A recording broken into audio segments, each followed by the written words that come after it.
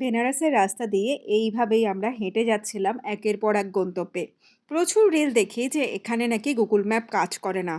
সত্যি কথা বলতে কি আমাদের জন্য কথাটা কিন্তু একদমই ঠিক প্রমাণিত হয়নি।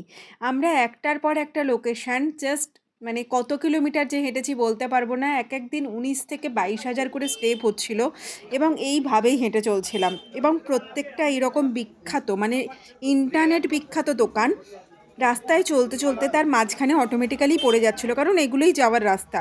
বেসিক্যালি রাস্তার অবস্থা তোমরা দেখতে পাচ্ছ। লোকাল লোকেরা এখানে আলু, পেঁয়াজ কেনা থেকে শুরু করে ঠাকুরের ফুল সবকিছু এখানেই কিনছে। কন্টিনিউয়াস হর্ন দিয়ে যাচ্ছে। যাদের এখানে বাড়ি তারা এখানে ভিড়ের চোটে যেতে পারছে না। লিটারেলি তারা গালমন্দ করছে। নিচটার এত খারাপ অবস্থা যে আমি ওপরে এই ফুল আলার পাশে দাঁড়িয়ে রয়েছি। লোকাল লোকেরা এখানে এসে বাজার করতে পারছে না। মানে বেসিক্যালি একদম পুরো মেস অবস্থা। এবারে আসি যেটা বিখ্যাত জিনিস মানে শ্রীজি মালাইও। ঠিক আছে? মানে এটার জন্য লোকে নাকি শীতকালে যায়। আমার কাছে বেসিক্যালি জিনিসটা অনেকটা সাবানের ফেনার মতো লেগেছে। প্রচণ্ড কেমন একটা খেতে? অদ্ভুত টেস্ট। অনেকে হয়তো তোমাদের আর একটু বেটার ব্যাখ্যার জন্য বলতে পারি। বাটি কাপ আইসক্রিম যেটা হয় সেটা ঠান্ডা হয়ে গেলে যেরকম অনেকটা ওই ফেনা, ফেনা টাইপের একটা অদ্ভুত খেতে হয়, খানিকটা সেই রকম বাট বেসিক্যালি গা দিয়ে গা ঘুলিয়ে উঠছিল।